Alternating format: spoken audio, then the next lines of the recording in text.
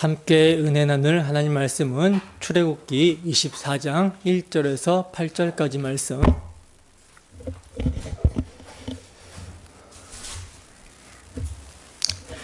다 찾으셨으면 함께 한 목소리로 합독하도록 하겠습니다. 시작. 또 모세에게 이르시되 너는 아론과 나답과 아비후와 이스라엘 장로 70명과 함께 여호와께로 올라와 멀리서 경배하고 너 모세만 여호와께 가까이 나아오고 그들은 가까이 나아오지 말며 백성은 너와 함께 올라오지 말지니라. 모세가 와서 여호와의 모든 말씀과 그의 모든 율례를 백성에게 전하매 그들이 한 소리로 응답하여 이르되 여호와께서 말씀하신 모든 것을 우리가 준행하리이다. 모세가 여호와의 모든 말씀을 기록하고 이른 아침에 일어나 산 아래에 제단을 쌓고 이스라엘 12지파대로 12기둥을 세우고 이스라엘 자손의 청년들을 보내어 여호와께 서로 번제와 화목제를 드리게 하고 모세가 피를 가지고 반은 여러 양푼에 담고 반은 제단에 뿌리고 언약서를 가져다가 백성에게 낭독하여 듣게 하니 그들이 이르되 여호와의 모든 말씀을 우리가 준행하리이다. 모세가 그 피를 가지고 백성에게 뿌리며 이르되 이는 여호와께서 이 모든 말씀에 대하여 너희와 세우신 언약의 피니라. 아멘. 언약의 성취, 예수 그리스도의 피. 언약의 성취, 예수 그리스도의 피라는 제목으로 하나님 말씀 증거하도록 하겠습니다. 지난 시간에 우리가 살펴본 23장까지가 20장부터 시작이 되었던 언약의 내용, 즉 십계명과 그 시행 세칙인 율례와 법규에 관한 말씀이었고요. 오늘 본문 말씀은 그 언약의 내용에 대해서 이스라엘 백성들에게 확인시키고 언약을 체결해 주시는 그런 내용입니다. 그러니까 첫 언약이 세워지고 있는 그런 장면이 내용이에요. 사실 첫 언약이라고 하면 역사 속에서 아담 언약, 아담에게 세워주신 언약이 첫 언약이죠. 창조 언약이라고도 하는데 근데 지금 여기서는 이스라엘 백성들이잖아요. 이스라엘 백성들에게 주시는 첫 번째 언약. 그래서 제가 첫 언약이라고 말씀을 드린 거예요. 시내산에서 언약이 체결되기 때문에 시내산 언약이라고도 불리는데 이스라엘이 국가의 면모를 갖추고 세워지는 첫 언약이기 때문에 히브리서 기자도 이 언약을 첫 언약이라고 부르고 있어요. 그러니까 애굽에서 속량하여 자기 백성 삼은 이스라엘 백성들에게 첫 번째로 주시는 언약을 통해서 하나님께서 이스라엘이 자기 백성 되었다라는 것을 체결하십니다. 이스라엘 백성들은 원래 하나님의 백성이었죠. 왜냐하면 하나님께서는 그들의 조상인 아브라함에게 큰 민족을 이루시게 할 것을 약속을 하셨고 그 약속으로 말미암아 아브라함의 후손들이 하나님의 백성이 됩니다. 하나님께서 그들을 하나님 백성 삼아 주셨어요. 그래서 그 하나님의 약속이 아브라함, 이삭, 야곱 이렇게 이어지다가 이제 야곱이 12아들을 낳고 이스라엘이 되죠. 이름이 이스라엘로 바뀌죠. 그리고 야곱의 12아들들이 요셉의 때에 애굽으로 내려가서 번성하여 큰 민족을 이루게 됩니다. 근데 이렇게 애굽에서 야곱의 아들들이 번성하여 큰 민족을 이루게 되자 애굽 왕 바로가 이들을 두려워하기 시작했어요. 전쟁이 일어나게 되면 이들이 이스라엘 백성들이 적들과 연합해서 애굽을 대적할까 봐 이런 위협을 느끼고 어떻게 합니까? 이스라엘 백성들이 엄한 생각을 하지 못하도록 더 심하게 압제하고 학대하며 그들을 괴롭혔어요. 그러자 이스라엘 백성들이 이 학대에 견디다 못해서 어떻게 합니까? 조상들에게 언약을 세워주신 하나님을 기억하고 그 하나님께 부르짖게 되죠. 그래서 하나님은 그 자기 백성의 부르짖음을 들으시고 언약을 기억하사 조상들에게 세워주신 언약을 기억하사 자기 백성 이스라엘을 구원하십니다. 애굽의 10가지 재앙을 내리시며 마지막 장자의 죽음, 유월절 어린 양의 피로 이스라엘 백성들을 속량하여 출애굽을 시켜주셨어요.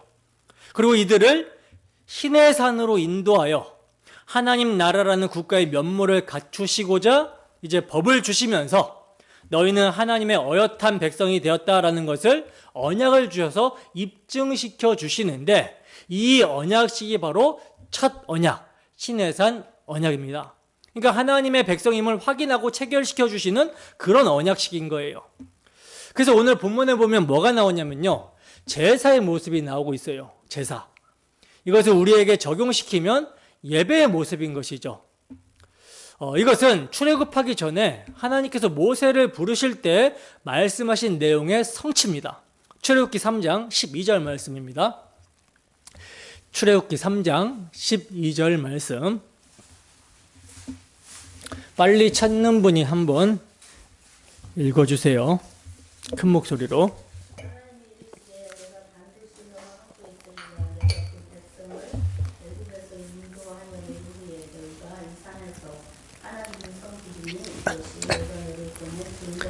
아멘. 자, 이 말씀은 하나님께서 모세를 사명자로 부르실 때 하신 말씀인데, 하나님께서 모세를 부르시면서 그를 부르신 증거를 뭐라고 말씀하고 있어요? 내가 반드시 너와 함께 있어. 내가 그 백성을 애굽에서 인도하여 낸 후에 이 산에서 하나님을 섬기게 될 것이다.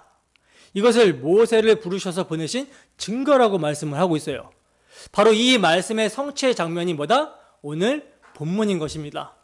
너희가 이 산에서 하나님을 섬길 것이다, 제사를 드릴 것이다, 예배할 것이다 라고 했는데, 정말로 이제 하나님과 언약 백성임을 체결하고 하나님을 섬기겠다라는 이런 고백을 하게 된 거예요. 말씀이 성취가 된 것입니다.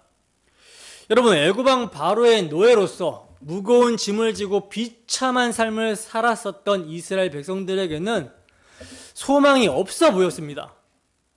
그러나 하나님께서는 당신이 약속하신 바를 신실하게 성취해 주시는 분이시죠. 그래서 그 성취의 결과로 지금 이스라엘 백성들이 이제 노예의 신분이 아닌 어떤 신분으로? 자유자의 신분으로, 하나님의 백성으로 하나님을 섬길 수 있게 된 거예요. 그러니까 아무리 절망적인 상황일지라도 하나님께서 나에게 말씀하시고 약속해 주신 것이 있다면 하나님의 백성들은 좌절할 필요가 없다라는 교훈을 받게 되죠. 반드시 그 약속대로 하나님은 이뤄내실 것이기 때문에 약속의 내용을 바라보며 살아가는 것, 이것을 다른 말로 소망이라고 하는 거예요. 그저 내가 원하는 것을 바라는 것은 이제 희망사항이라고 하지만, 소망은 하나님의 약속을 근거로 바라보는 것입니다. 그래서 하나님의 약속이 있다면 나의 어떤 환경이나 상황, 형편이 어떠하든지 간에 우리는 소망을 가질 수가 있고, 이 소망은 반드시 성취가 될 것을 우리는 믿어야 하는 것이죠. 자, 이제 이렇게 하나님은 시내산에 강림하셔서 자기 백성에게 첫 언약을 세워주시려고 하시는데, 여기서 여러분 중요한 요점은요, 첫 언약을 왜 세워주시는가예요. 왜 세워주시는가?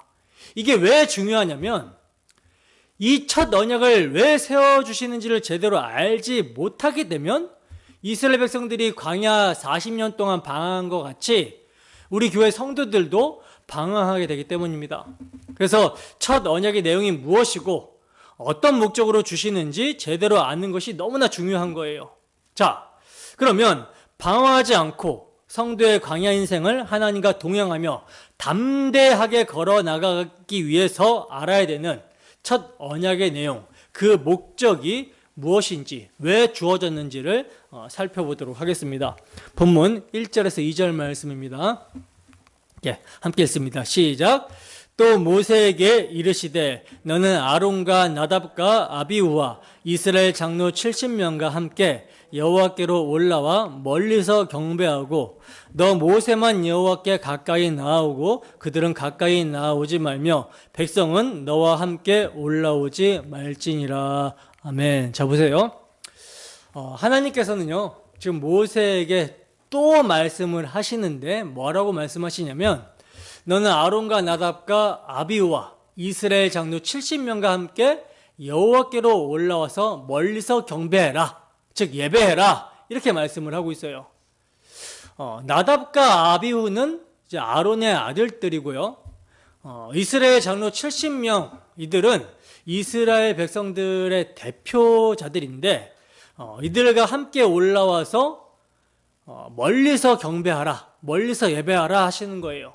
그러니까 멀리서 경배하는 데까지는 모세, 그리고 아론과 그 아들들, 그리고 70명의 이제 대표인, 장로들, 지휘관들, 자, 이런 사람들에게 허락이 되었어요.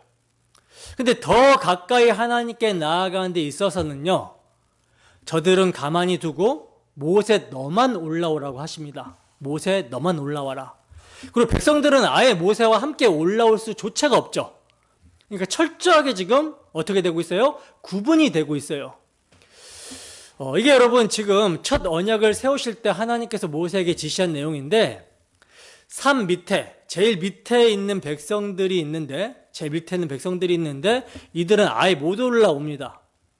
그 산 밑에서 하나님 백성임을 이제 체결하는 거죠. 그리고 산 중턱에까지는 아론과 두 아들들, 그리고 70인의 장로들이 이제 올라오는 것이 허락이 돼요. 그리고 산 정상에는 모세만 올라오라고 하시는 거예요. 지금 여러분 이러한 구도는요, 다음 장인 25장에 나타나는 성막에 대한 내용을 미리 보여주고 있는 거거든요. 성막의 구도를 미리 보여주고 있는 거예요. 그러니까 백성들이 머물러 있는 산 밑, 이 장소는 성막으로 치면 어디일까요? 성막뜰에 해당이 되겠죠. 성막뜰.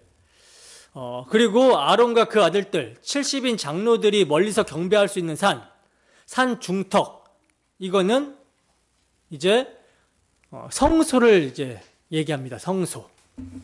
그리고 모세만 가까이 나아갈 수 있는 곳은 산 정상인데, 이는 지성소를 의미한다라고 할 수가 있겠죠.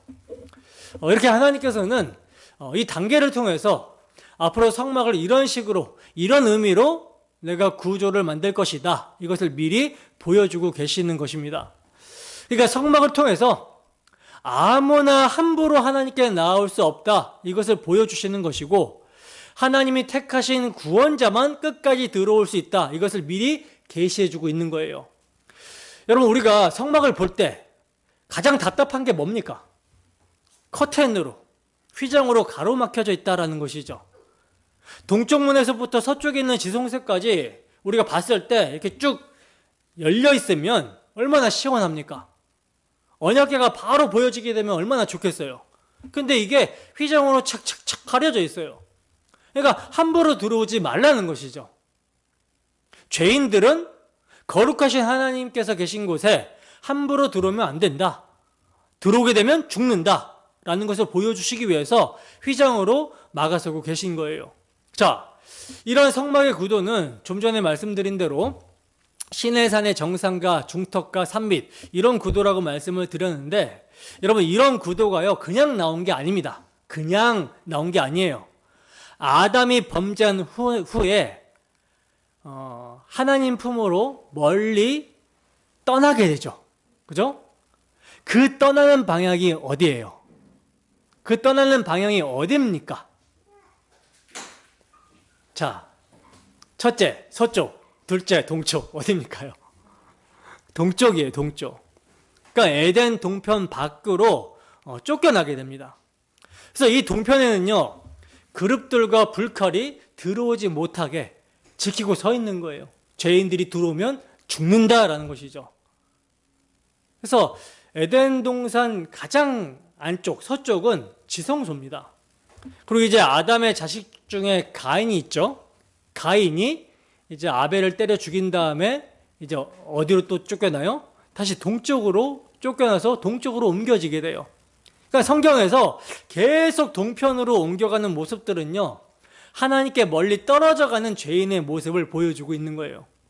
자, 바로 이러한 구도로 시내산도 그 경계가 형성이 되어 있고, 성막도 이러한 경계로 형성이 되어 있다라는 것입니다.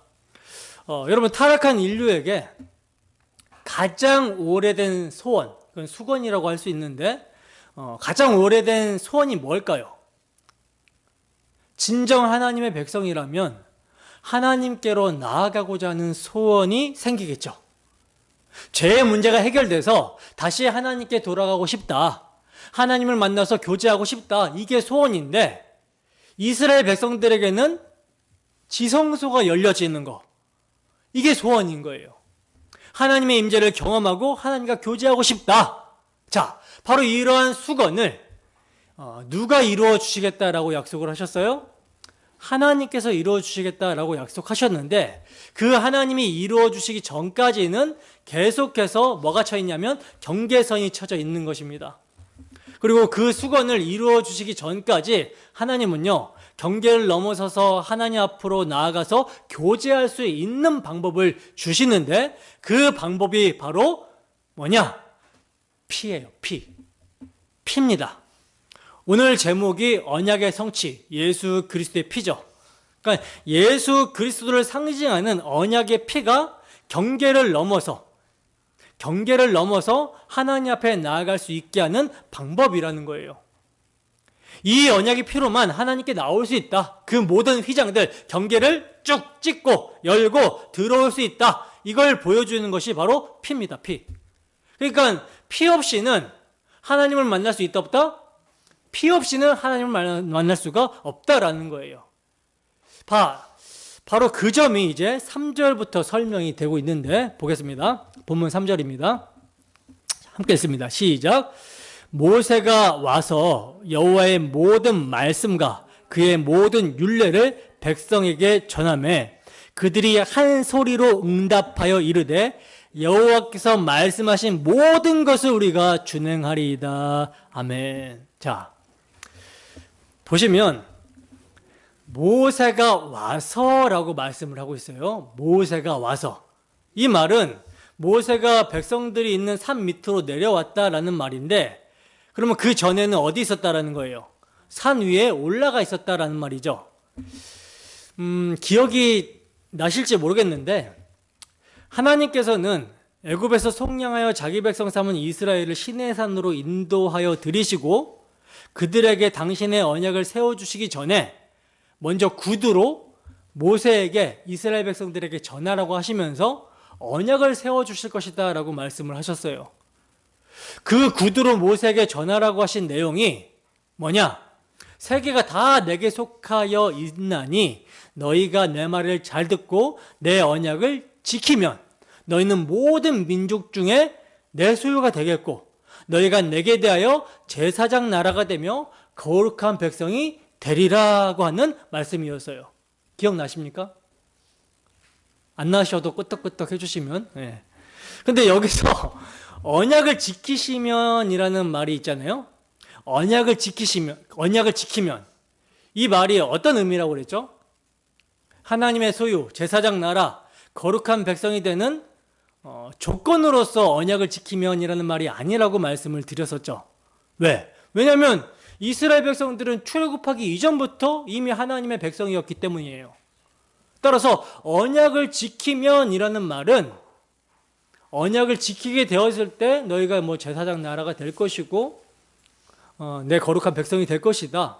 내 소유가 될 것이다. 이런 말이 아니라 그러니까 행위 구원을 말하는 것이 아니라 너희는 이미 하나님의 구원받은 백성이다. 이제 내가 너희에게 언약을 세워줄 테니 구원받은 언약 백성답게 살아라. 이거예요. 그러니까 하나님은요, 당신의 언약을 기억하사 이스라엘 백성들을 돌보셨고 6월절 어린 양의 피로 애굽에서 건져내셔서 속량하셔서 자기 백성 삼아 주셨잖아요. 근데 내 언약을 지키면이라고 이렇게 연결이 되고 있어요. 그러면 당연히 이 언약은 뭐와 연관이 되는 것입니까? 뭐와 연관이 되겠어요? 6월절 어린 양의 피와 관련이 있는 것이죠. 그리고 아브라함과 이삭과 야곱에게 세워주셨던 메시아 언약을 말씀하고 있는 거예요. 즉 율법은 시내산 언약은 6월절 어린 양의 피, 메시아 언약을 담지하고 있는 것이다 라고 하는 것입니다. 그러니까 나는 자격과 공로가 전혀 없는 6월절 밤에 애굽 사람들과 똑같이 심판받고 멸망해야 되는 존재인데 하나님께서 조상들에게 세워주신 메시아 언약을 기억하시사 마련해 주신 6월절 어린 양이 나 같은 죄인을 대신해서 심판을 받아 피 흘림으로 그 하나님의 은혜와 사랑이 내게 자격이 돼서 내가 하나님의 백성이 되었다라는 것을 뭐하라? 믿으라는 거예요. 이게 지키는 것입니다, 언약을. 그 유월절 어린 양의 희생의 피를 믿고 그 희생의 사랑을 나타내며 살아가는 자가 내 백성이다. 언약을 지킨 자다라고 하는 거예요. 바로 그 언약을 믿는 믿음이 언약을 지키는 것이고 그 믿음으로 하나님의 소유가 되고 제사장 나라가 되며 거룩한 백성이 된다라고 하시는 것입니다.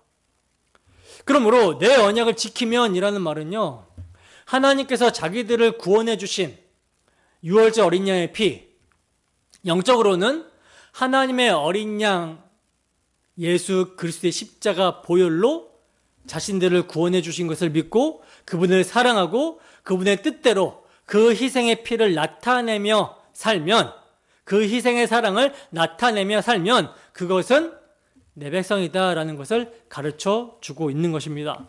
따라서 언약을 지킨다라는 말은 복음을 내 마음에 간직하고 지키고 주님을 사랑하며 사는 것을 언약을 지키는 것이라고 하는 것이지, 그 의미는 망각하고 그냥 하나하나 이렇게 조문을 준행하는 것, 조문대로 하는 것을 말씀하고 있는 것이 아니라는 거예요.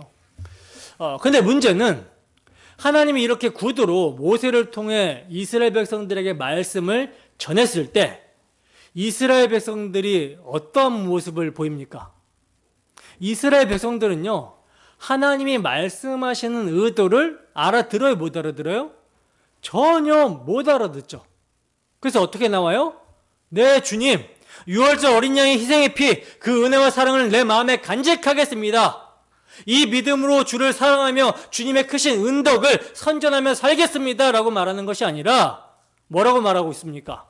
명령만 하세요. 우리가 다 준행해서 주의 소유가 되보겠고 제사장 나라가 되보겠고 거룩한 백성이 되보겠습니다. 이렇게 말을 하고 있었죠.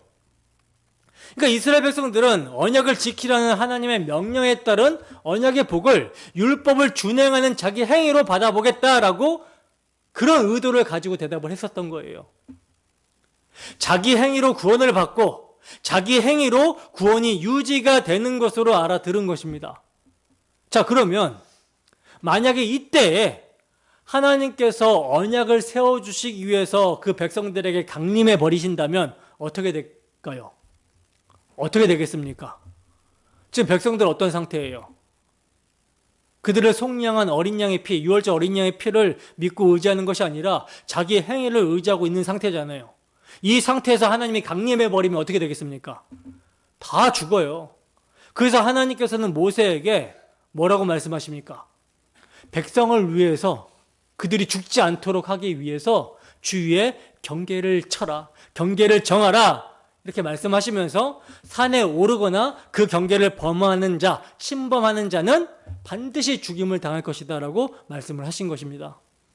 이게 바로 우리가 다 행하겠습니다 라고 백성들이 말한 것에 대한 하나님의 응답이었어요. 자, 그리고 그렇게 경계를 치고 하나님께서 이제 강림을 하시잖아요. 그래서 언약의 내용을 선포하시는데 그게 뭐였어요? 십계명이었죠. 십계명. 근데 하나님께서 시내산에서 강림하사 십계명을 선포하실 때 어떤 현상들이, 어떤 자연 현상들이 나타납니까? 우레와 번개와 나팔 소리와 산의 연기가 막 이렇게 나는 것을 이스라엘 백성들이 보게 되죠. 이때 이스라엘 백성들이 두려워서 떨었다라고 그래요. 다 지켜 행하겠다, 준행하겠다라고 하던 자들이 어떤 모습을 보여요? 두려워하며 벌벌벌 떠는 것입니다. 뭘 보여주고 있는 것입니까? 자기 행위로는 거룩한 하나님의 계명 앞에 설 수 없더라. 이게 들통나 버리게 된 것이죠. 율법의 행위로는 의롭다 하심을 얻을 육체가 없다라는 거예요. 그래서 이스라엘 백성들 주위에 경계를 정하시라고 하신 것이죠. 이거 넘어오면 그 행위로는 바로 죽는다. 그러니 뭘 의지해라? 유월절 어린 양의 피를 의지해라. 그래서 십계명, 그 십계명을 선포한 뒤에 뭐가 바로 뒤따라 나옵니까? 제사법이 바로 뒤따라 나오는 거예요. 제사법을 말씀하시고 있었던 것이죠. 그러니까 살려면 내 행위를 버리고 어린 양을 의지해라, 어린 양의 피를 의지해라 하셨던 거예요. 근데 이스라엘 백성들은요, 하나님께 가까이 가지 못하고 하나님의 말씀을 직접 들을 수 없는, 이게 여러분 비참한 거잖아요. 근데 이 비참한 현실을 깨닫지를 못하고 다만 자기 목숨, 자기 죽을까봐 자기 목숨만 아까워하면서 모세에게 뭐라고 간청합니까? 모세요, 하나님이 우리에게 말씀하시지 말게 해달라고, 우리가 죽을 것 같으니까 당신이 듣고 하나님을 대신하여 우리에게 전해달라고 이렇게 하는 거예요. 그럼 우리가 듣겠다라고 하는 것입니다. 그래서 결국 그리스도 중보자를 예표하는 모세가 백성들을 대신해서 하나님의 언약의 말씀을 듣고 그들에게 전해주기 위해서 어디로 가요? 하나님께서 계신 곳으로 나아갑니다. 그 장면이 출애굽기 20장 21절이었죠. 출애굽기 20장 21절 보겠습니다. 출애굽기 20장 21절.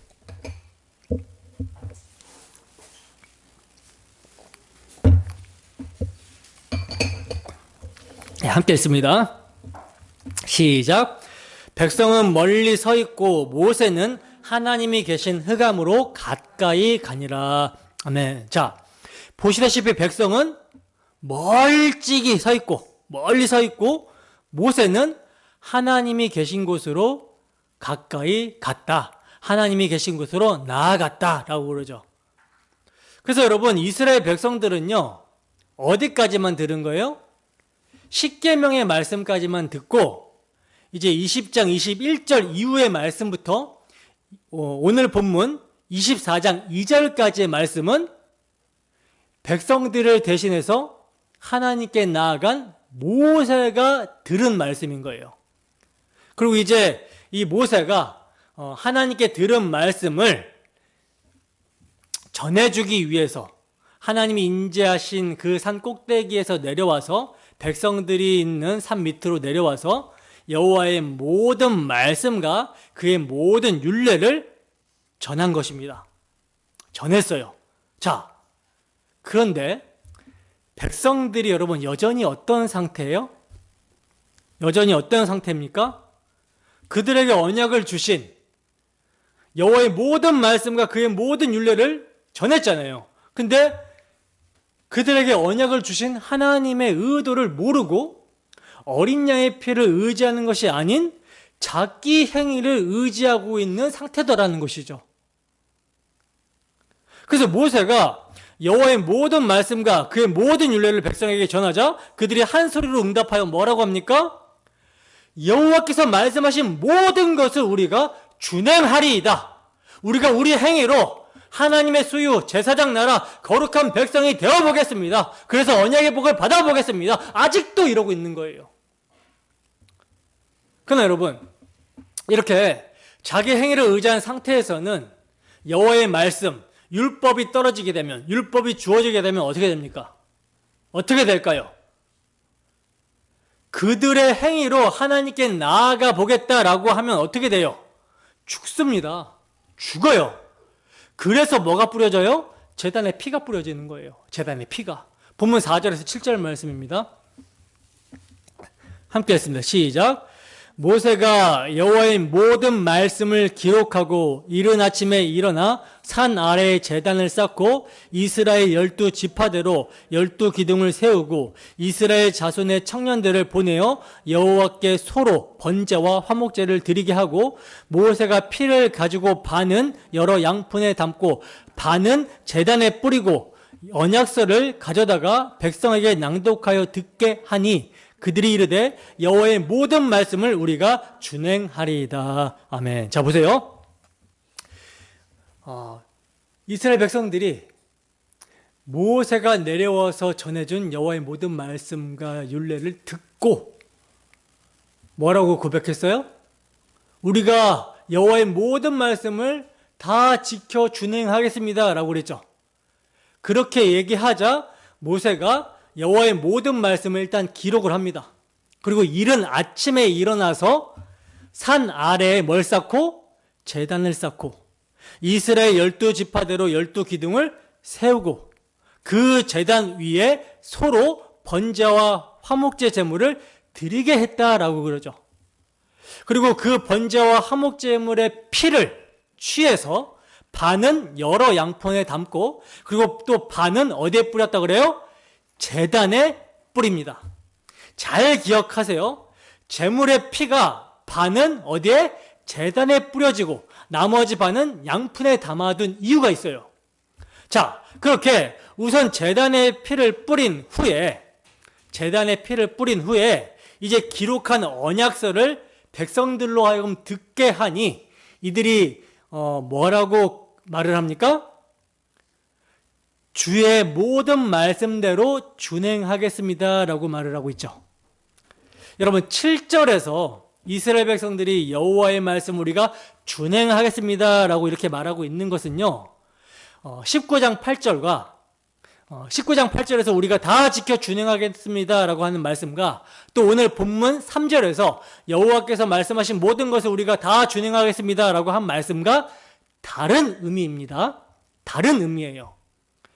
19장 8절과 오늘 본문 3절에서 이스라엘 백성들이 우리가 다 지켜 준행하겠습니다 라고 한 의도는요, 자기 행위를 의지해서 율법을 문자적으로 지켜서 하나님의 소유, 제사장 나라, 거룩한 백성이 되어보겠다, 그래서 복을 받아보겠다라고 하는 그런 의도였어요. 그래서 하나님께서는 산에 경계를 치라고 하셨고 경계를 넘으면 죽는다라고 하신 거죠. 그러나 7절은 제단의 피가 뿌려지고 언약서가 낭독된 다음 우리가 여호와의 모든 말씀을 준행하겠습니다 라고 하고 있습니다. 그러니까 언뜻 보면 3절에서 여호와의 모든 말씀을 다 준행하겠다라고 한 말씀과 7절의 말씀이 같은 의도에서 준행하겠다라고 하는 말로 보일 수 있지만, 제단에 피가 뿌려진 것을 보고 언약서의 내용을 듣고 나서 준행하겠다라고 말한 것은요, 자신의 처음 자리, 자신의 정체성을 각성하고 유월절 어린 양의 피를 의지해서 하고 있는 말이에요. 하고 있는 고백입니다. 왜 제가 이렇게 확실하게 주장할 수 있냐면, 하나님께서 피가 뿌려진 후에 준행하겠다라고 하는 이들의 말을 옳게 들으셨기 때문입니다. 그게 어디 나오냐? 신명기에 나와요. 신명기 5장 28절에서 29절 말씀입니다. 신명기 5장 28절에서 29절 말씀.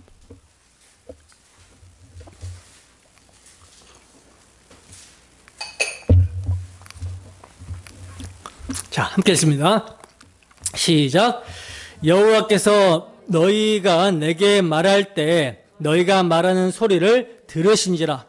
여호와께서 내게 이르시되 이 백성이 내게 말하는 그 말소리를 내가 들은즉 그 말이 다 옳도다.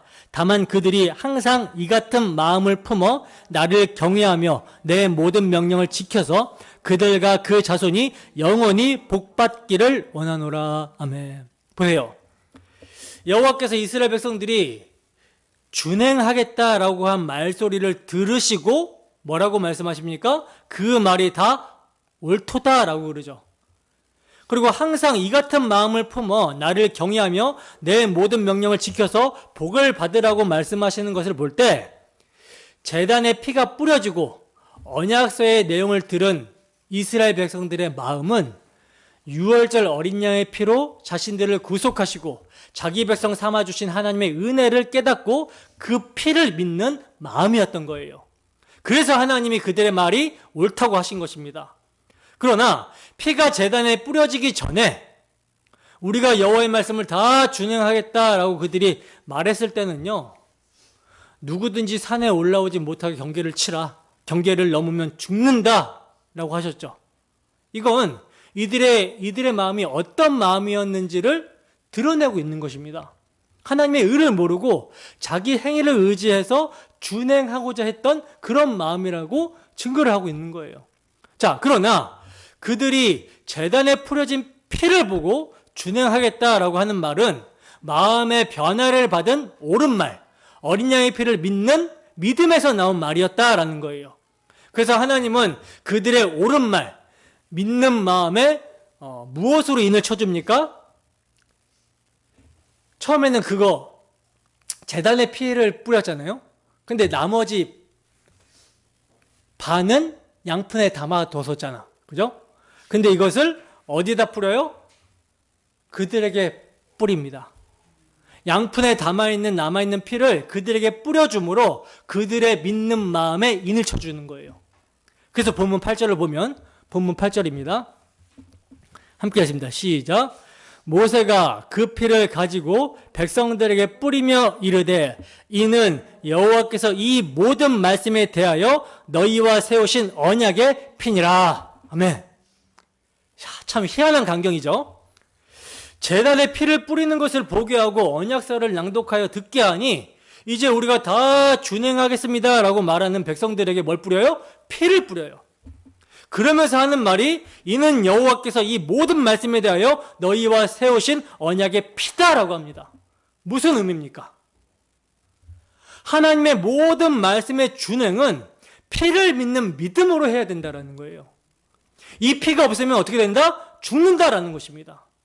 너희가 준행하겠다라고 했지만 유월절 어린 양의 피, 제물의 피를 믿는 믿음으로 준행하는 것이 아닌 너희 행위, 너희 힘으로 준행하게 되는 것이라면 너희들의 피가 흘려질 것이다. 그러니 피를 믿는 믿음의 고백이 언약으로 체결이 된다 하고 피를 뿌려버리는 거예요. 제단에 흘려진 피, 이 피가 왜 흘려졌냐? 이 제물이 왜 죽었냐?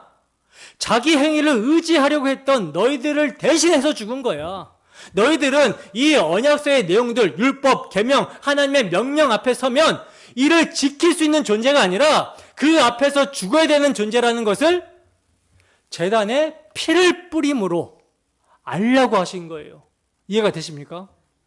그러니까 3절에서 이스라엘 백성들이 하나님 우리가 다 준행하겠습니다 라고 했지만 하나님이 보실 때는 뭐예요? 피 뿌리라는 거예요. 어차피 죽은 자로 보지 않으면 그들 대신 죽임당한 제물의 피를 제단에 뿌리지 않으면 그 죽은 자로 보지 않으면 너희들 다 죽는다. 계명 못 칠 거잖아. 계명 다 못 지킬 거잖아. 다 죽어 이거예요. 그러니까 제단에 피가 뿌려진 후에 계명의 낭독, 언약서, 율법서의 낭독은 피가 제단에 왜 뿌려졌겠냐. 이 계명, 언약서를 그냥 들이대면 너희 다 죄인이라는 것이 들통난다. 이거예요. 다 죽는다. 그래서 죽지 않게 하기 위해서 일단 제단에 피부터 뿌리자. 이 피는 무엇을 의미할까요? 유월절 어린 양의 피를 의미하는 거죠. 그 피를 바르지 않으면 애굽의 장자들이 죽었던 것처럼 너희도 죽는다라는 거예요. 그러니까 이스라엘 백성들이 잘나서 하나님이 자기 백성 삼아주신 것이 아니라는 거죠. 똑같이 애굽 사람들처럼 죄인인데 그들의 장자들도 다 죽어야 되고 장자 안에 대표성으로 담긴 이스라엘 백성들도 다 죽어야 되는 죄인인데 그 하나님의 율법에 비춰보면 다 죄인이에요. 그런데 유월절 어린 양의 피로 구원받았으니 자 이제 너희가 하나님 백성답게 살아가는 그 율법을 지키며 살아가는 것도 무엇으로 지켜요? 피를 뿌려서 지키라는 거예요. 피를 뿌려서 지켜라. 그 하나님의 크신 사랑, 우리를 긍휼히 여겨주셔서 대속제물로 피를 흘리게 해주신 그 은혜로 우리가 율법의 마침과 완성이 되시는 유월절 어린 양 예수 그리스도 안에서 율법을 지킨 자로 여김받고 그 율법의 사랑을 나타내며 사는 것이지 그냥 하나님 이제 날 구원해 주셨으니 내가 스스로 율법 조문을 잘 지켜보겠습니다 하는 동시에 어떻게 돼요? 죽는다라는 거예요. 그래서 한 목소리로 자기 행위를 의지해서 다 준행하겠습니다 라고 했던 백성들이 보도록 먼저 제단에 피부터 뿌리고 시작을 하고 있는 것입니다. 이게 아니면 언약이 체결이 안 돼요. 하나님이 인간들의 행위를 보시고 언약을 체결하실까요? 모든 걸 다 아시는 하나님께서 저 인간들이 날 반역할 것을 분명히 아는데 자 이거 꼭 지켜 준행해라. 그럼 너희는 내 백성 될 수 있을 거야? 이럴 수가 없다라는 거죠. 그러니 자기 백성이 배신할 걸 아시면서도 제단에 피부터 뿌리라는 거예요. 이게 무슨 말이냐? 너희가 아무리 배신해도 나는 내 언약을 반드시 이루어내는 하나님이다. 그러니까 너희는 그 은혜를 기억하며 어린 양의 피 아래에서 내 모든 말씀을 지킨 자로 그 은혜를 나타내며 살아라. 이게 율법을 지키는 비결입니다. 자, 이렇게 이스라엘 백성들은 언약의 피가 제단에도 뿌려지고 자기들에게도 뿌려짐으로 하나님 백성 되었음이 체결되었어요. 그러니까 법보다 피가 우선이에요. 피가 뿌려진 자들에게 법이 나가는 거예요. 그렇지 않으면 다 죽습니다. 그래서 그 어린 양의 피로 애굽에서 나왔고 또 이 율법을 지키는 것도 피가 뿌려진 상태로 그 피를 믿는 믿음으로 지켜나가는 거예요. 그러므로 언약 체결에 있어서 핵심은요, 너희와 세우는 언약의 피니라 하신 이 피가 언약 체결의 핵심입니다. 이걸 모르고 시내산 언약은 율법으로 체결한 거야. 시내산 언약 때 구약 백성들은 율법을 지켜서 구원받았는데 이제 신약 백성들은 예수 그리스도의 피로 구원받는다라고 하면 이건 틀린 게 되는 것입니다. 틀린 게 되는 거예요. 이렇게 되면 신구약의 통일성이 무너지고 구원의 방식이 두 개, 언약이 두 개가 되는 것이죠. 그러나 하나님의 언약은요, 하나밖에 없습니다. 하나밖에 없어요. 자기의 백성 삼는 언약, 자기 백성을 구원하는 그 언약 하나밖에 없어요. 그래서 시내산 언약도 예수 그리스도의 새 언약을 나타내는 모형입니다. 구약의 모든 언약은 다 새 언약의 모형이에요. 언약은 하나라는 거죠. 타락 후에 노아 언약, 아브라함 언약, 이삭 언약, 야고보 언약, 시내산 언약, 이거 모세 언약이죠. 다윗 언약, 다 예수 그리스도를 통해서 이루어질 언약을 가리키고 있었던 것입니다. 그렇지 않으면 구약 이스라엘 백성들은 율법을 통해서 구원을 받는다, 율법 준행해서 구원을 받는다, 이런 식의 주장이 나오게 되고, 그 말은 즉 구약의 그 어떤 사람도 구원받지 못했다라는 이런 결론이 나오게 되는 거예요. 왜 그렇습니까? 성경이 율법의 행위로는 그 누구도 구원을 못 받는다라고 증거하고 있잖아요.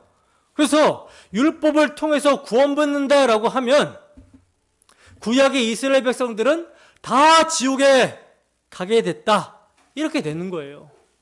그래서 구약 백성들이 구원받는 방법도 예수 그리스도의 피를 통해서 구원을 받게 되는 것입니다. 물론 직접적으로 예수님의 피를 알지 못하기 때문에 제사를 통해서, 제물을 통해서 하나님이 장차 여자의 후손으로 구원자를 보내실 것이다 라는 것을 바라보며 드렸던 제사, 바라보며 드렸던 그 심령을, 그 믿음을 하나님께서 예수님의 피에 동참을 시켜주시는 거예요. 그래서 구약의 성도들은 오실 메시아를 믿음으로 구원을 받고, 신약의 우리는 오신 메시아를 통해서 구원을 받는 것입니다. 자, 제가 왜 이렇게 피 흘림이 언약 체결에 있어서 필수적이라고 말씀을 드릴까요? 하나님의 백성이라면 하나님의 법, 마땅히 율법을 지켜야 되는데, 그렇잖아요. 하나님의 백성이니 하나님의 법을 지켜야 되죠. 그런데 이거를 지킬 수 있는 인간이 아무도 없다는 거예요. 왜냐하면 이 율법은 누누이 말씀을 드리지만 마음의 법이기 때문입니다. 그래서 이 율법의 공의에 의하면 모든 인간은 죄, 삭신, 사망, 피 흘려 죽어야 되는 거예요. 그래서 율법이 딱 나타나면 모든 사람들은 죄인이라는 것이 드러날 뿐이라는 것입니다. 하나님은 죄인들에게 이 율법을 지켜서 구원을 얻어라, 또는 이 율법을 지켜서 구원을 유지해라, 이걸 요구하신 적이 단 한 번도 없습니다. 요구하신 적이 없어요. 그걸 요구했는데 안 되니까 피를 주셨다? 이게 아니라는 거죠. 요구를 한다라는 것은 할 수 있기 때문에 요구를 하는 것이죠. 근데 죄인은 죄와 허물로 죽어 있는 상태라니까요. 그러니까 하나님을 사랑하려고 하는 시도, 율법이 사랑이잖아요. 하나님 사랑해라. 근데 하나님을 사랑하려고 하는 시도, 이 시도조차 할 수 없는 상태가 죄와 허물로 죽은 상태예요. 반면 그 상태에서는 자기를 사랑하는 데는 온 힘을 쏟는 상태, 이게 죄인의 상태입니다. 근데 이런 죄인에게 율법 한 번만 지켜봐라, 그래서 살아봐라, 또는 율법을 지켜서 살아남아봐라, 구원을 유지해봐라 한다고요? 이런 기대를 하신 적이 없다는 것입니다. 다만 너희는 이 율법에 의해서 모두 죽어 마땅한데 너희 대신 이 피가 너희를 구원한다라는 것을 기억하고 감사함으로 나를 사랑하면서 살아라. 사랑하며 사는 모습은 어떤 거냐? 율법에 나타나 있지 않느냐, 이거예요. 초점이 다르죠. 초점. 그러니까 항상 피가 선행되지 않으면 율법은 우리에게 죽이는 것이 됩니다. 여러분, 시내산 언약은 이스라엘 백성들이 하나님 백성이라는 것을 체결하는 첫 언약이라고 했죠. 뭐 이걸 율법 언약, 뭐 행위 언약 이렇게 생각하시면 절대 안 돼요. 깔끔하게 그냥 하나님 백성임을 나타내는 언약입니다. 근데 율법이 딱 들어가 있잖아요. 그러면 이 언약을 어떻게 이 사람들이 유지합니까? 하나님의 백성은 거룩해야 되는데, 그래서 이 첫 언약이 깨지기 마련인 거예요. 저들이 지키지 못하면. 근데 예수님의 피가 이 언약을, 하나님의 백성임을 나타내는 이 언약을 영원히 이어가게 하신다라는 거죠. 하나님 백성으로부터 이탈되지 않도록 영원히 이루어내시는 것이 뭐다? 예수님의 피. 그걸 새 언약이라고 합니다. 새 언약. 자, 그러니까 시내산 언약, 이스라엘 백성들의 첫 언약을 성취하는 곳이 어디냐면 새 언약인 거예요. 이게 여러분 다른 언약이 아닙니다. 새 언약을 바라보게 하는 것이 첫 번째 언약이었어요. 근데 이를 바라보지 못한 사람들이 태반이었죠, 구약에. 뭐 바라봤던 사람들은 다윗과 같은 사람, 모세 같은 사람, 신실한 여호수아나 갈렙 같은 이런 사람들은 소수였고, 나머지는 다 율법을 지켜서, 계명을 지켜서 구원을 유지해 봐야겠다. 하나님 백성으로부터 이탈되지 않아 봐야 되겠다. 자기 행위로 복을 받아 봐야겠다. 이런 시도를 했었습니다. 또는 제사법을 완벽하게 행해서, 그래서 흠없는 것으로 제대로 드려서 해보겠다. 이 방식, 이걸 조문이라고 하거든요. 그러니까 십계명만 조문이 아니라, 십계명만 문자적으로 지키는 것이 조문이 아니라 이것도 조문입니다. 문자 그대로 어떻게 각을 뜨고, 뭐 어떤 거는 태우고, 뭐는 버리고, 이것을 제대로 문자적으로 잘 함으로써 내가 구원받아 봐야 되겠다. 이것 다 아니라는 거죠. 그래서 그 오실 예수 그리스도께서, 메시아가 번제와 화목제물이 되어주셔서 우리 이 시내산 언약을 영원토록 완성시킨다라는 것을 대망하면서 제사를 드리지 않았던 사람들은요, 구원에 참여할 수 있어요, 없어요? 참여할 수 없다라는 것입니다. 그러므로 새 언약, 바로 예수님의 피로 세워지는 새 언약을 보여주시기 위해서 이 첫 번째 언약에도 피를 뿌리라 라는 말씀이 나오고 있는 거예요. 언약의 피다라는 것입니다. 그러니까 그 첫 언약에 뿌려진 피는 예수 그리스도께서 십자가에서 흘리실 피를 예표하는 모형이었다라는 것이죠. 그래서 주님이 언약을, 그러니까 마지막으로 이제 새 언약을 약속해 주시면서 교회의 머리가 되셔서 아버지와 언약을 체결하시는 거예요. 교회의 머리가 되어서 아버지와 언약을 체결하시는 것입니다. 그리고 그렇게 언약을 체결하실 때 교회의 대표, 사도들을 당신 안에 넣어서 자기 피로 새 언약을 체결하신 거예요. 교회의 머리, 예수 그리스도 안에서 교회의 대표, 12제자들이 언약을 체결하게 되는 것이죠. 그리고 그 교회가 사도들의 터 위에 세워지는 것이기 때문에, 그래서 우리들도 그 언약에 참여하게 되는 것입니다. 자, 그래서 예수님이 새 언약으로 제자들과 언약을 맺어주시는데, 그때 하셨던 말씀이 어떤 말씀이에요? 누가복음 22장 19절에서 20절 말씀. 누가복음 22장 19절에서 20절 말씀. 우리가 이번 주에 성찬식을 하는데 이걸 이제 기념을 하는 거죠. 우리가 언약에 참여하고 있다는 것을 이제 기념을 하는 거죠. 누가복음 22장 19절에서 20절 말씀. 네. 자, 함께 읽어보겠습니다. 시작. 또 떡을 가져 감사 기도하시고 떼어 그들에게 주시며 이르시되, 이것은 너희를 위하여 주는 내 몸이라. 너희가 이를 행하여 나를 기념하라 하시고, 저녁 먹은 후에 잔도 그와 같이 하여 이르시되, 이 잔은 내 피로 세우는 새 언약이니 곧 너희를 위하여 붓는 것이라. 아멘. 보시면 6월절 만찬에서 주님은 포도주를 주시면서 뭐라고 말씀하십니까? 이 잔은 내 피로 세우는 새 언약이다 라고 말씀하시면서 너희를 위하여 붓는 거야, 이렇게 말씀하시죠. 자, 그러면 오늘 본문에 나오는 짐승의 피를 붓는 거, 이거 누구를 위해 붓는 거예요? 이스라엘 백성들을 위해서, 그래서 뿌리는 거예요. 정확하게 제단에 붓는 피는 예수 그리스도의 피를 예표하고 있었던 것입니다.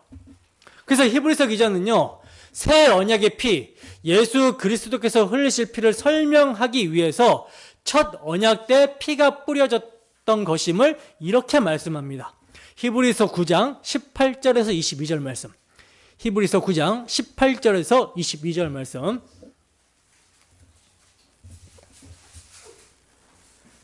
네, 히브리서 9장 18절에서 22절 말씀. 함께 천천히 읽어보겠습니다. 시작.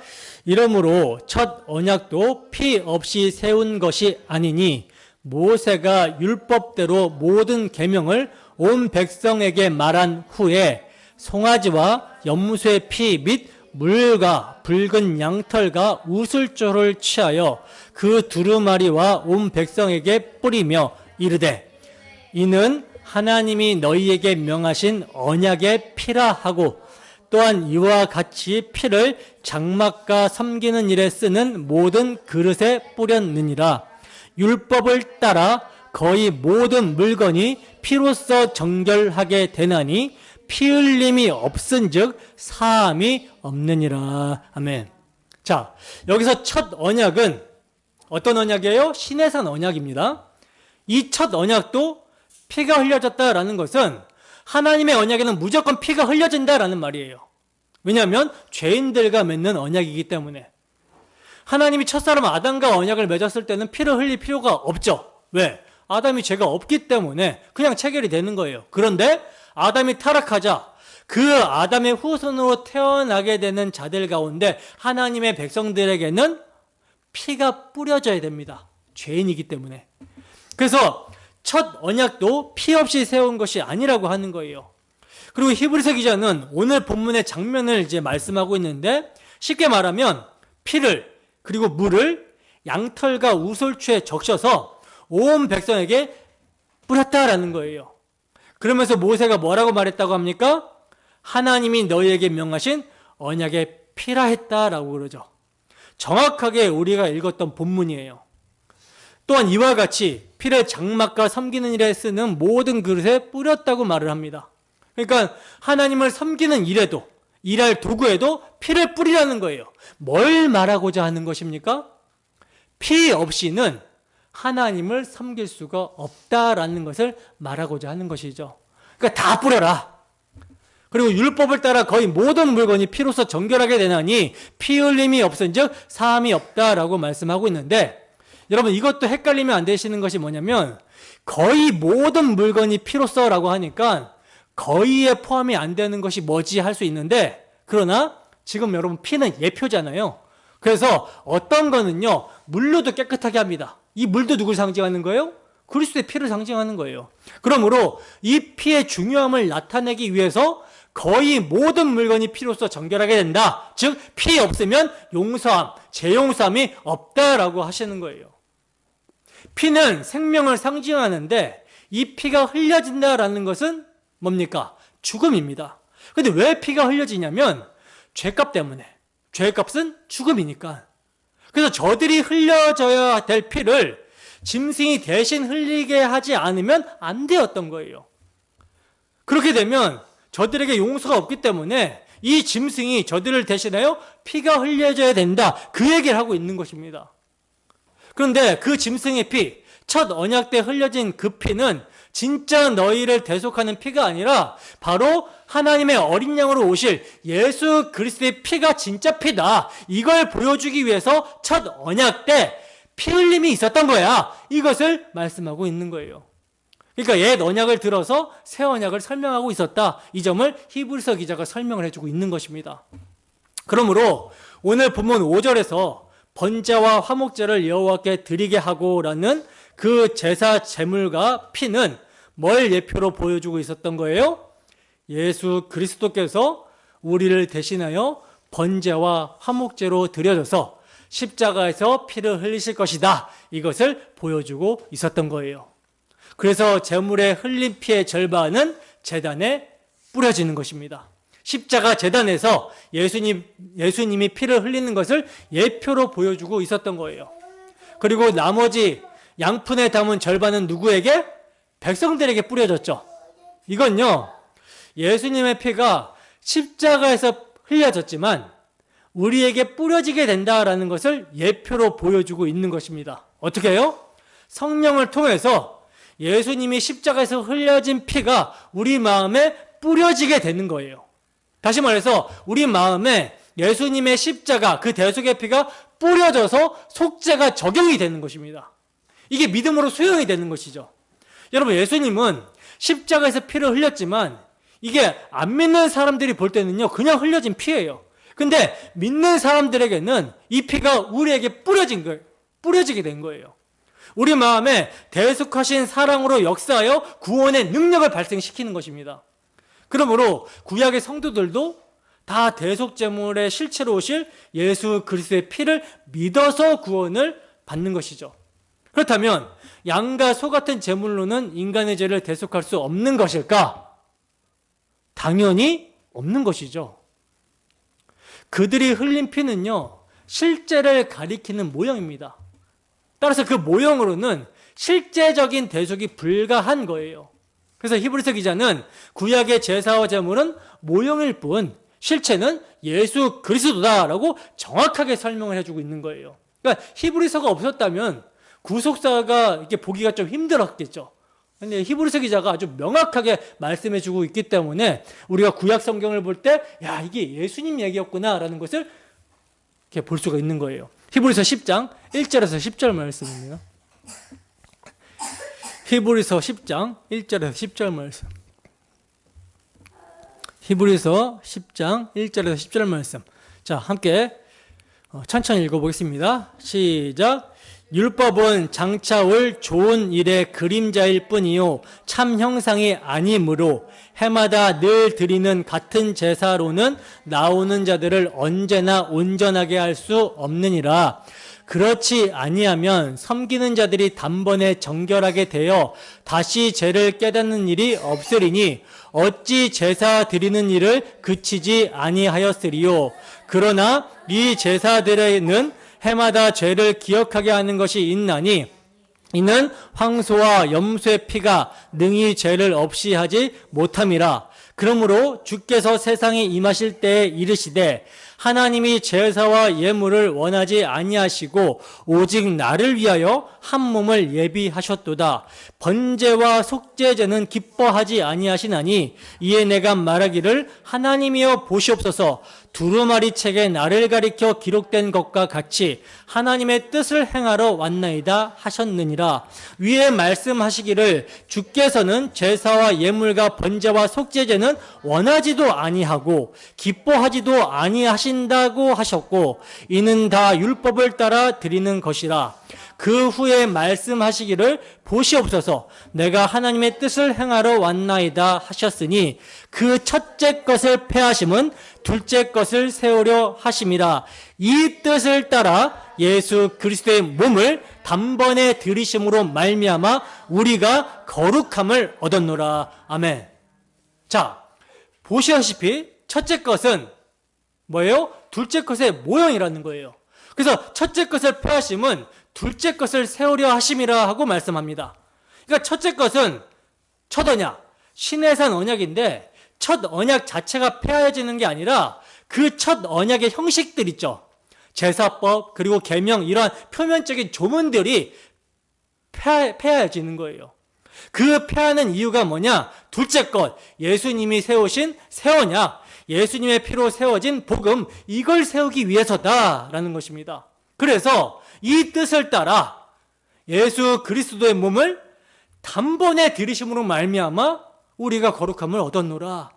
예수님이 십자가에서 다 이루셨다 하셨을 때 그 모형들은 다 성취가 되었기 때문에 이제 우리에게 어떤 정죄의 효력이나 이런 게 전혀 없게 된다는 것입니다. 그리스도 예수 안에는 결코 정죄함이 없느니라. 그러므로 첫 언약의 피, 짐승의 피는 새 언약의 피인 그리스도의 십자가 대속의 피를 예표하는 것으로 뿌려진 것이었지 그 짐승의 피 자체가 효능이 있었던 것은 아니었다라는 거예요. 그 이유를 하이델베르그 요리문답 제5주차에서는 이렇게 설명합니다. 제가 읽어드릴게요. 13은 어떠한 피조물이라도 단지 피조물로서 우리를 대신하여 하나님의 의를 만족시킬 자가 있습니까? 답, 하나도 없습니다. 첫째, 하나님께서는 인간의 죄책 때문에 다른 피조물을 형벌하기를 원하지 않으십니다. 둘째, 어떠한 피조물이라도 단지 피조물로서는 죄에 대한 하나님의 영원한 진노의 짐을 감당할 수도 없고 다른 피조물을 거기에서 구원할 수도 없습니다. 15문, 그렇다면 우리는 어떠한 중보자와 구원자를 찾아야 합니까? 답, 참 인간이고 의로운 분이시나 동시에 참 하나님이시고 모든 피조물보다 능력이 뛰어나신 분이십니다. 이게 누구예요? 예수 그리스도죠. 그러므로 구약의 성도들은요, 제물의 피를 통해서 그리스도의 피를 믿음으로 내다봐야 됐어요. 믿음으로 대망해야 됐어요.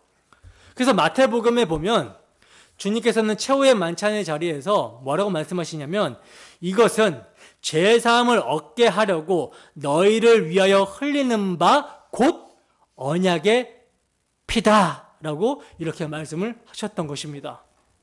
오늘 본문 8절에 너희와 세우는 언약의 피가 바로 자신의 피를 가리키고 있었음을 주님께서 직접 증거해 주신 거예요. 그러므로 첫 언약도 자력구원이 아니라 대속구원이었다라는 것을 가르쳐주고 있는 것이죠. 그렇지 않다면 피로서 세울 이유가 없는 것입니다. 하나님의 아들이 흘리신 피가 대속하기 때문에 첫 언약도 피로 세우신 거예요. 자, 그렇다면 첫 언약과 새 언약의 차이점이 무엇인가? 차이점이 뭘까요? 첫 언약은 짐승의 피로 세워졌다면 새 언약은 하나님의 아들의 피로 세워졌다라는 차이예요. 그리고 두 번째로는 짐승의 피가 어디에 뿌려졌어요? 백성들의 몸에 뿌려졌죠. 근데 이제는 그리스도의 피가 성령으로 말미암아 우리 마음에 뿌려지게 된 차이입니다. 그리고 세 번째는 매일 제사를 드려도 일시적이고 제한적인 성격의 불완전한 속죄였는데 이제는 속죄가 어떤 속죄예요? 단번에 영원하고 완전한 속죄로 이루어진 거, 이 차이예요. 이 세 가지 차이. 여러분, 만일 하나님께서 첫 언약을 세워주실 때 행위로 구원을 얻어보라고 하신 것이라면 율법하에 있었던 구약의 성도들은 단 한 사람도 구원을 얻지 못했을 것입니다. 하지만 구약의 성도들도 짐승의 피 흘림을 통해서 오실 그리스도의 십자가 대속의 피를 바라봄으로 구원에 참여할 수 있도록 첫 언약을 세워주셨던 거예요. 하나님께서는요, 아담이 타락한 후에 율법을 잘 지켜서 너희가 율법을 잘 지켜 행해서 구원을 얻어보라고 하신 일이 없습니다. 그래서 아담이 타락하자마자 창세기 3장 15절에 원복음을 주시는 거예요. 내가 하리니. 그리고 그 원복음을 하나님이 이루어 가시는 역사가 구속사입니다. 성경의 역사가 구속사예요. 그러니까 복음이 먼저요, 율법 또한 지켜 준행해서 구원받아 봐라, 하나님 백성 되어 봐라, 이렇게 주신 것이 아니라 그들이 받은 구원을 기억하고 실체이신 예수 그리스도께로 인도하기 위해 오실 메시아를 바라보게 하기 위해 주셨던 거예요. 복음을 설명하기 위해 주셨던 것입니다. 그런데 시내산 앞에 이스라엘 백성들은 이 사실을 전혀 모르고 있었죠. 자기 행위를 의지해서 여호와의 모든 말씀을 준행해 보겠습니다 라고 하고 있었습니다. 자기 행위를 의지하고 있으니 뭐가 없어요? 죄에 대한 탄식, 대속의 은혜에 대한 감격, 감사, 이거 없이 자신들이 그저 다 준행해서 하나님 소유, 제사장 나라, 거룩한 백성이 되어서 언약의 복을 우리가 받아보겠다, 이러고 있었던 것입니다. 그러니 이런 상태의 이스라엘을 대신하여 언약의 피가 제단에 뿌려지지 않으면 어떻게 되겠습니까? 다 죽게 되는 것이죠. 그러나 하나님께서는 제단의 피를 뿌리고 그들을 대신해서 그들이 죽어야 되는데 그들을 대신해서 제물을 잡아 죽여서 제단의 피를 뿌리고 언약서를 낭독하여 그들에게 듣게 하심으로 6월절 장자의 죽음 재앙에서 자신들이 어떻게 건짐을 받아 최고하게 되었는지를 깨닫게 하셨습니다. 그리하여 여호와의 모든 말씀을 자기 행위로 준행하여 하나님의 소유 제사장 나라 거룩한 백성이 되는 것이 아니라 그 여호와의 말씀에 의하면 애국 사람들과 똑같이 죽어 마땅한 나를 대신하여 피 흘린 유월절 어린 양의 피를 믿는 믿음으로 되는 것이구나 하고 그 믿음으로 준행하겠다, 그 믿음으로 살겠습니다 라고 하는 올바른 믿음의 고백을 하게 되었던 것입니다. 로마서 10장 2절에서 4절 말씀입니다. 로마서 10장 2절에서 4절 말씀.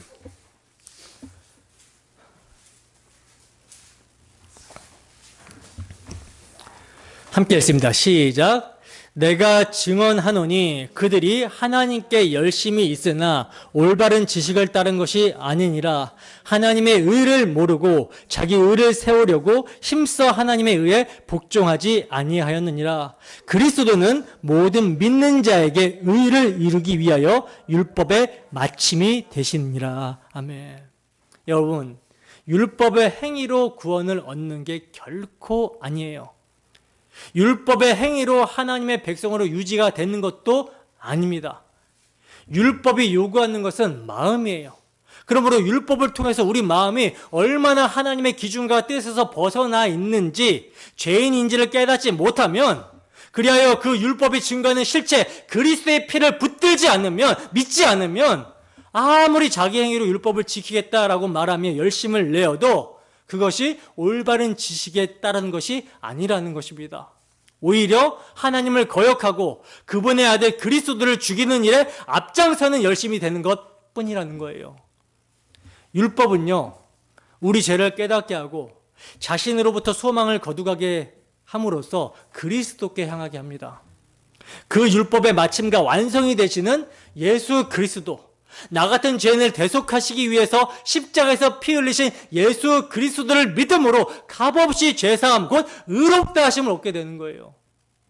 성령께서 율법의 마침과 완성, 사랑이 되시고자 십자가 제단에서 대속의 피를 흘리시고 다 이루셨다 하신 우리 주 예수 그리스도의 사랑을 마음에 부어주시면, 그 피가 뿌려지게 되면 그 사랑이 믿는 자를 잡아 끌어 열매 맺는 삶을 살게 하는 거예요. 그래서 그런 자는 주 예수의 이름과 영광을 위해서 살겠습니다 라는 고백을 하게 되는 것이죠. 여러분, 첫 언약도 피로 세워졌습니다. 이는 구약 성도들도 그리스도의 피를 의지하지 않으면 아무도 하나님 앞에 설 수 없음을 증거하는 거예요. 하물며 신약의 성도들이 그리스도의 피를 의지하지 않고 예배하고 그리스도의 사랑을 간과한 채 율법을 지키겠다라는 말을 하고 있다면, 이것은요, 제단의 피가 뿌려지기 전에 이스라엘 백성들의 모습이며 다시 율법주의로 돌아가게 되는 것이며, 그리스도 안에서 벗겨져야 될 모세의 수건이 여전히 그 마음을 덮고 있는 모습인 거예요. 여러분, 우리가 준행하겠습니다라고 하는 고백이 어떤 고백입니까? 자기 행위를 의지한 고백입니까? 아니면 주 예수 그리스도의 피를 믿는 믿음의 고백입니까? 우리는 모세의 수건이 벗겨진 새 언약의 일꾼이 되었습니다. 성령께서는 그리스도의 사랑으로 강건하고 있으며 그리스도의 사랑으로 잡아 끌고 있으며 복음을 깨닫게 해주셔서 율법의 조문에 매이지 않고 자유함으로 새 계명, 생명의 성령의 법, 사랑의 법으로 행하며 살아가게 하시고 있어요. 그러므로 이 모든 삶이 오직 언약의 피, 그리스도의 보배로운 피로 된 것임을 기억하며 새 언약의 일꾼답게 주 예수의 피가 다 이루셨다라는 것을 믿는 믿음 안에서 세상에 대해서, 우리의 정가욕 탐심에 대해서 죽었다 여기시고 하나님에 대하여 산자로 위의 것을 소망하며 찾는 가운데 죽게 받은 십자가 사랑을 나타내며 승리하는 우리 모두가 되기를 주님의 이름으로 축원합니다. 기도하겠습니다.